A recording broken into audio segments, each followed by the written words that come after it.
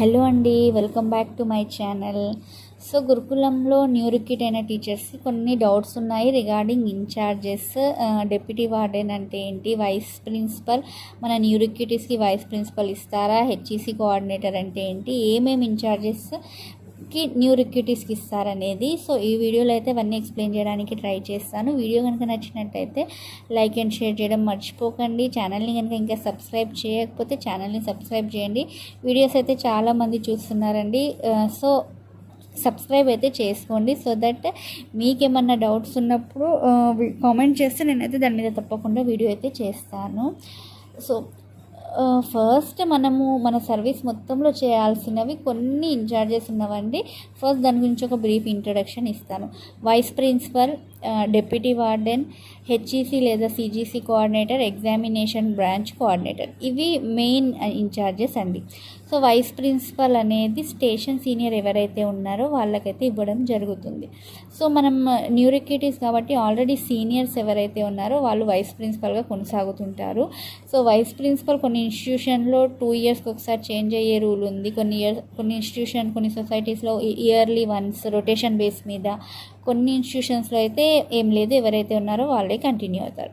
So మన దగ్గర already seniors ఉంటే ప్రాబ్లం ఏం లేదు. లేకపోతే న్యూ రిక్రూటీస్లో ఫస్ట్ ఎవరైతే జాయిన్ అవుతారో, స్టేషన్ సీనియారిటీ అని చెప్తాం కదా, సో దాని ప్రకారం ఫస్ట్ జాయిన్ అయిన వాళ్ళకైతే వైస్ ప్రిన్సిపల్ ఇవ్వడం జరుగుతుంది.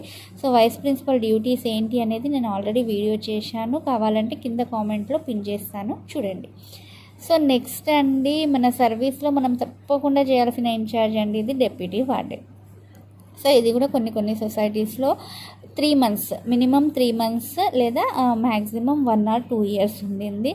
అయితే ఇది డిఫరెన్స్ ఎందుకు ఉందంటే కొన్ని ఇన్స్టిట్యూషన్లో deputy warden mess manager and caretaker అనే 2 పోస్టులు ఉంటాయి, నాన్ టీచింగ్ పోస్ట్. ఆ 2 పోస్ట్ ఉంటే మాత్రం మనం డిప్యూటీ వార్డెన్గా 3 months చేస్తాము.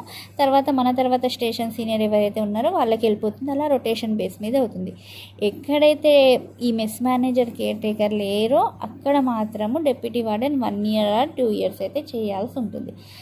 సో కొంచెం రిస్క్తో కూడిన జాబ్ అండి డెప్యూటీ వార్డెన్. మనకు mess manager and care taker ఉంటే మనం ఓన్లీ సూపర్విజన్ చేసుకుంటే సరిపోతుంది. రికార్డ్స్ అన్నీ వాళ్ళు రాస్తారు, మనం చూసుకుంటే సరిపోతుంది. వాళ్ళు రాసిన రికార్డ్స్ అన్నీ క్రాస్ చెక్ చేసుకుంటే సరిపోతుంది. ఎక్కడైతే ఈ కేర్ టేకర్ కానీ మెస్ మేనేజర్ కానీ లేరో అక్కడే ఇబ్బంది స్టార్ట్ అవుతుందండి. మనం ప్రొవిజన్స్ రికార్డ్ రాయాలి. వచ్చిన ప్రొవిజన్స్ అంటే ఏమేమైతే వస్తున్నాయి, పిల్లలకి ఫుడ్కి సంబంధించింది కాబట్టి కొంచెం రెస్పాన్సిబిలిటీ అనేది పెరిగిపోతుంది. అకాడమిక్స్ కన్నా ఎక్కువ ప్రెషర్ అనేది ఇక్కడ ఉంటుంది.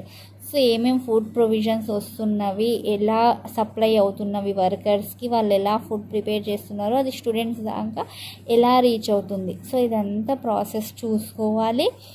నెక్స్ట్ ఇదంతా రికార్డ్లో మెయింటైన్ చేయాలి. అంటే మనకు కొన్ని పెరిషబుల్ ఐటమ్స్ అని ఉంటాయి, మనకు ఏమేమి ప్రొవిజన్స్ వస్తున్నవి అది నోట్ చేసుకోవాలి. డైలీ ఎంత క్వాంటిటీలో ఇష్యూ రిజిస్టర్ అంటే ఎంత క్వాంటిటీలో ఇష్యూ చేస్తున్నాం అనేది, మళ్ళీ బ్యాలెన్స్ ఎంత ఉందనేది ఇదంతా రాసుకోవాలి మనము.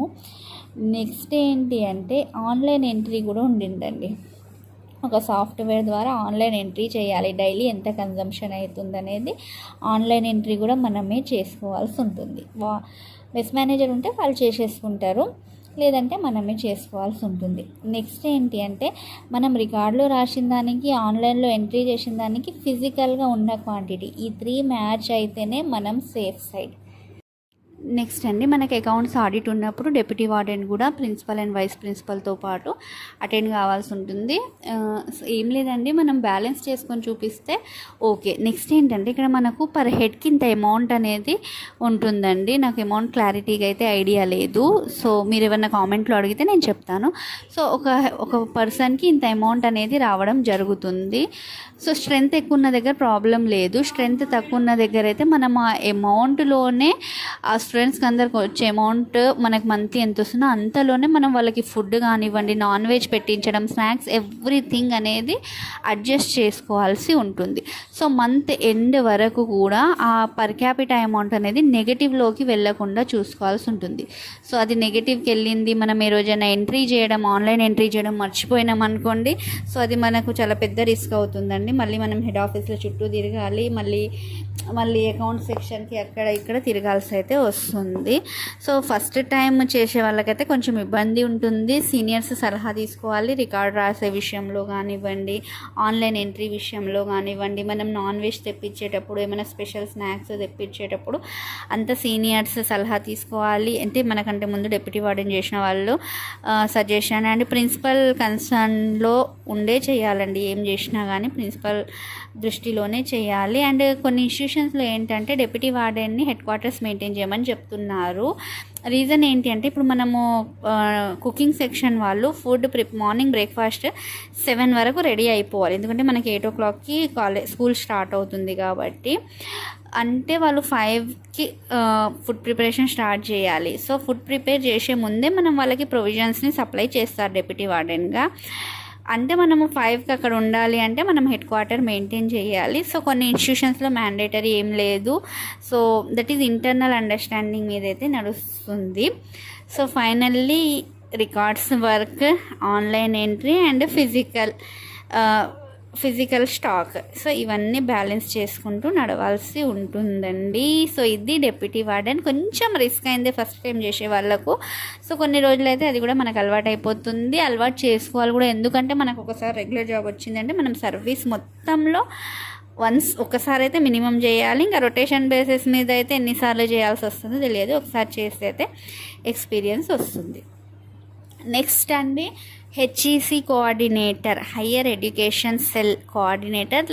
డిగ్రీ కాలేజెస్లో అయితే career guidance cell CGC coordinator. So దీని మెయిన్ ఇంటెన్షన్ ఏంటంటే the aim of CGC or HEC ఏంటంటే to guide the students further studies or further employment, future కోసం ఆలోచించేవి.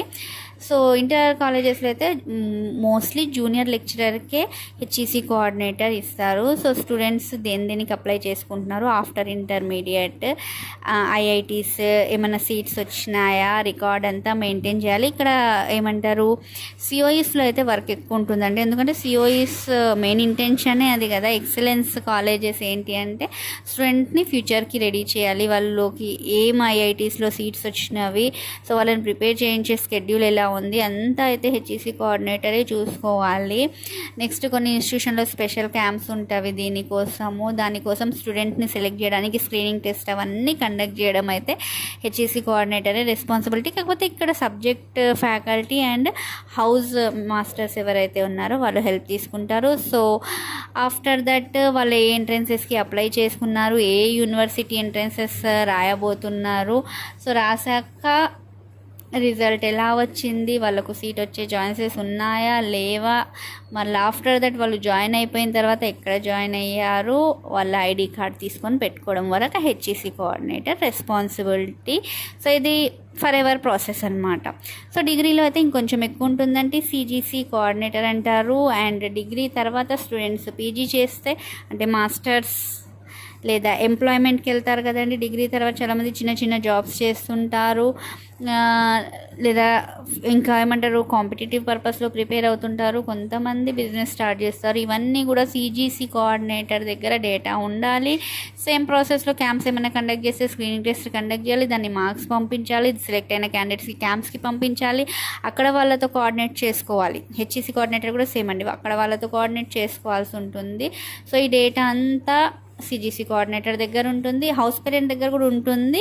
కానీ స్పెషల్గా అడిగేది మాత్రం హెచ్ఈసి లేదా సిజీసీ కోఆర్డినేటర్ని మాత్రమే. సో డిగ్రీ కాలేజెస్లో కొంచెం వర్క్ ఎక్కువ ఉంటుందని చెప్పాను. ఎందుకంటే డిగ్రీ కాలేజెస్ అనేవి న్యాక్ వైపు అడుగులేస్తున్నాయి. Specially tribal welfare, social welfare అయితే ఆల్రెడీ న్యాక్ ప్రాసెసెస్ స్టార్ట్ అయిపోయినవి కాబట్టి మనకు లాస్ట్ 5 years డేటా అడగడం జరుగుతుంది.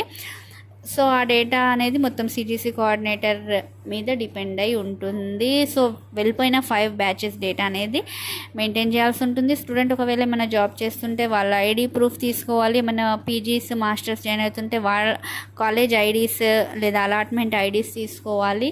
సో బిజినెస్ చేస్తుంటే దానికి సంబంధించిన ఏమైనా డాక్యుమెంట్స్ కానీ ఏమైనా ఉంటే మెయింటైన్ చేయాల్సి ఉంటుంది. ఇవ్వండి HEC coordinator and CGC coordinator responsibilities. ఇంటర్లో కొంచెం తక్కువ ఉంటుంది, డిగ్రీలో కొంచెం ఎక్కువ ఉంటుంది. కాకపోతే అంత కష్టమైంది ఏమీ కాదు. కొంచెం మనకు కూడా హైయర్ ఎడ్యుకేషన్ మీద నాలెడ్జ్ ఉంటే బాగుంటుంది. మనం దీన్ని తీసుకోవచ్చు. దీన్ని వెరీ స్మూత్ మేనర్లో with the help of house parents and principal గైడెన్స్లో అయితే దీన్ని నడిపించడానికి చాయిస్ ఉండింది.